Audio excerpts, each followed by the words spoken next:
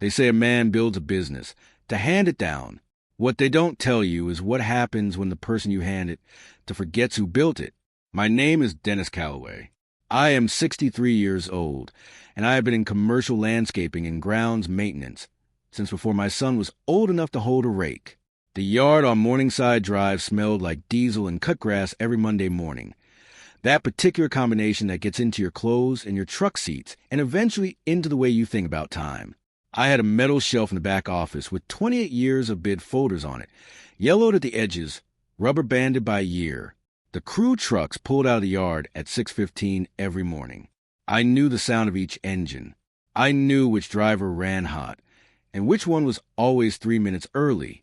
Marcus had been running the company for 11 months when he called a board meeting. He had no idea what was in the founding charter. Welcome back to Dad's True Revenge, where quiet patience always outlasts loud cruelty. If you've ever sacrificed while someone took the credit, this story is for you. Drop a comment and be sure to subscribe. You're going to love it here. I started Calloway Site Services in October of 1993. I was 32 years old, and I had $4,200 in savings built over 8 years of overnight warehouse work in the Brookshire district.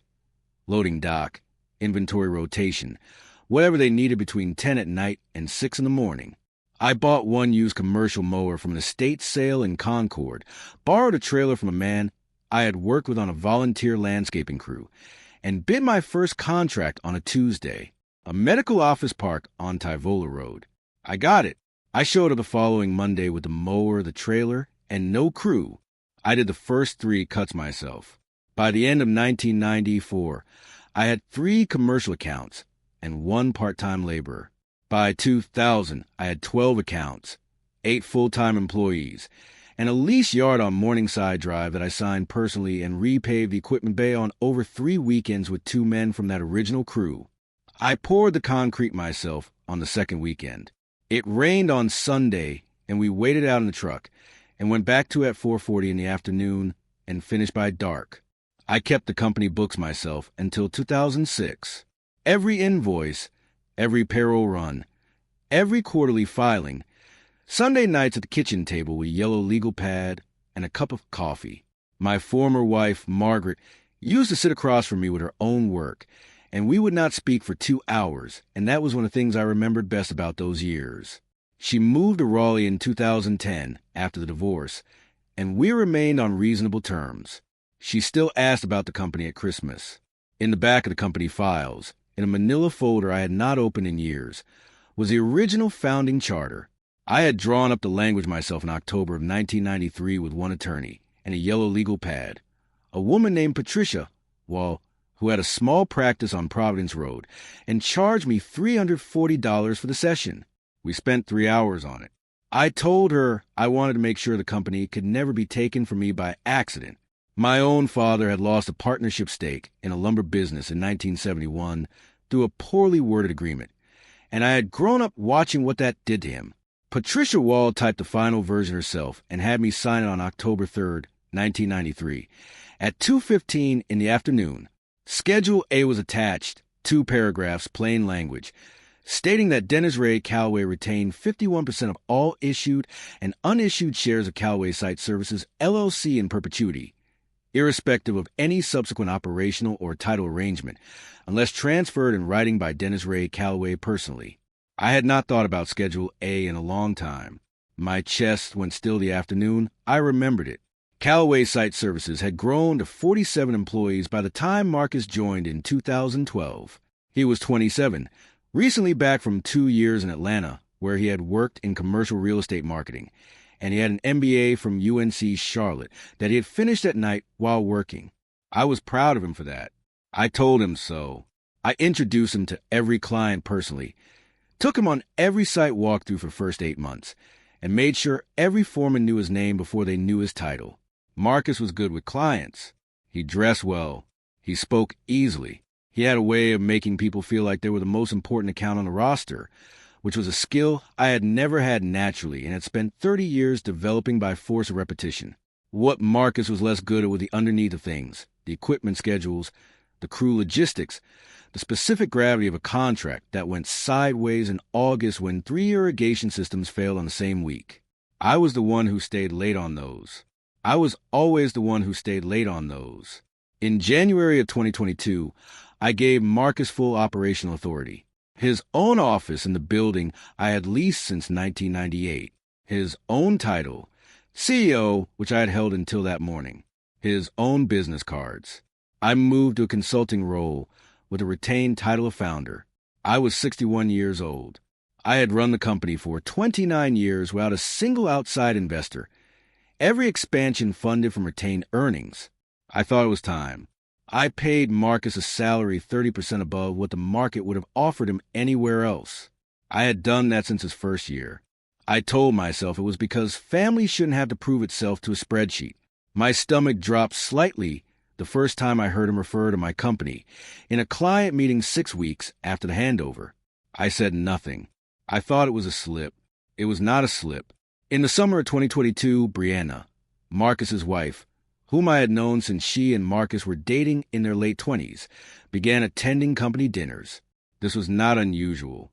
What was unusual was a conversation at Sunday dinner in August when Brianna asked, in the reasonable tone she used for questions that were not quite questions, about the ownership structure of the company. She asked whether it was the sort of thing that could be streamlined going forward. She said the word streamlined with a small smile. I said I didn't follow her meaning. I said nothing. My throat tightened when I drove home that night. In November 2022, Marcus presented a restructuring plan to the company's 3-person advisory board. 2 former clients I had brought on in 2018 as informal advisors, and Marcus's former UNC Shaw professor, who had joined at Marcus's invitation the previous year.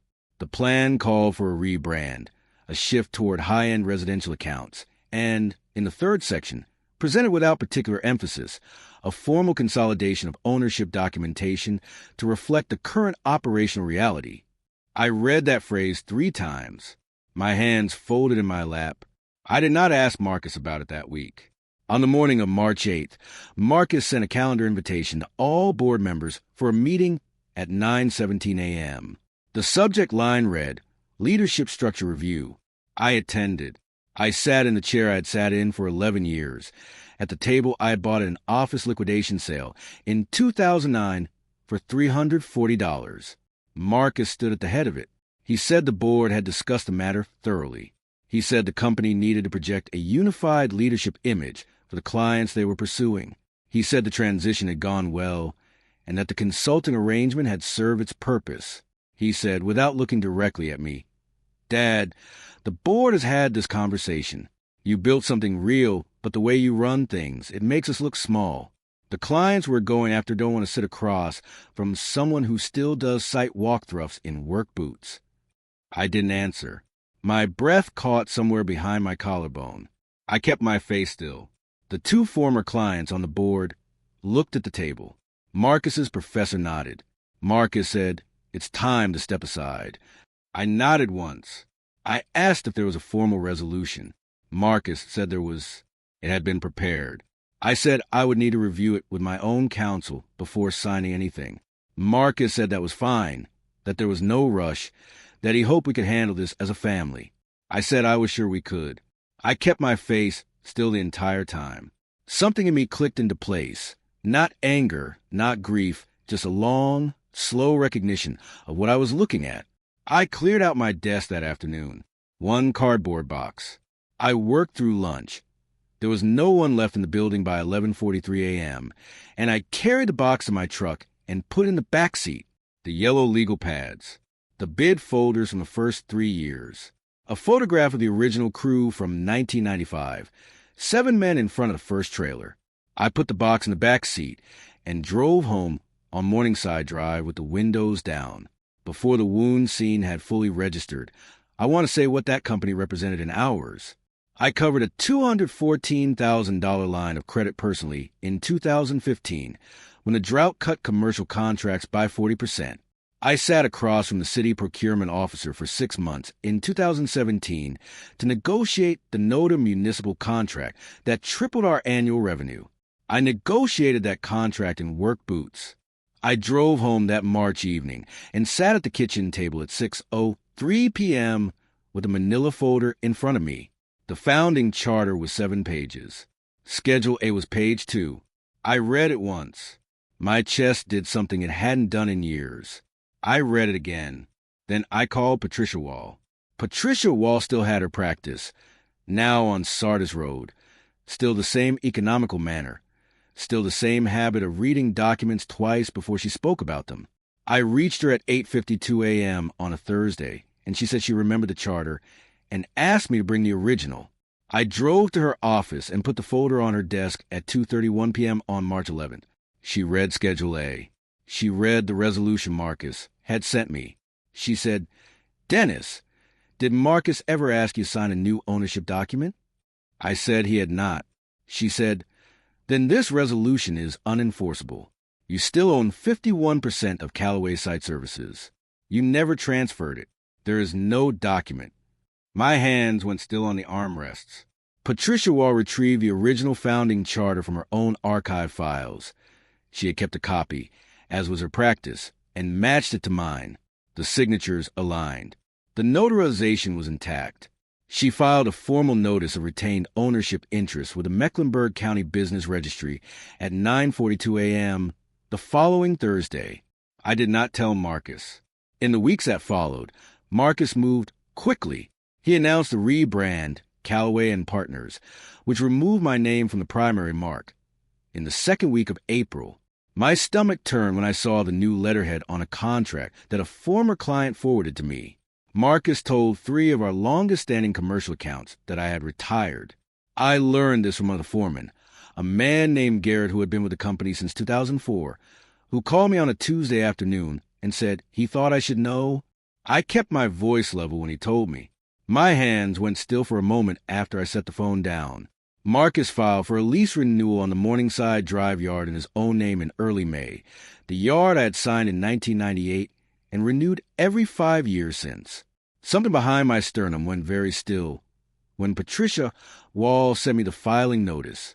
That was the last step I needed. Leonard Price, a certified business appraiser with a Mecklenburg County practice on Carmel Road, valued to retain 51% interest in Calloway Site Services at $1.4 million on March 22nd, based on the company's 2022 revenue and asset base. He completed the valuation report at 10:09 a.m. and sent it to Patricia Wall by close of business. The meeting was set for 10:14 a.m. on a Thursday in the third week of November at the office of James Okafor, a commercial mediation attorney in Charlotte South End. Marcus arrived with his own attorney. Brianna was not present. James Okafor opened the session by placing 2 documents on the table. The first was a founding charter. The second was the Mecklenburg County Registry filing. He said without preamble, "Mr. Calloway, Dennis, retains 51% of all issued and unissued shares of Calloway Site Services, LLC. This interest was never transferred.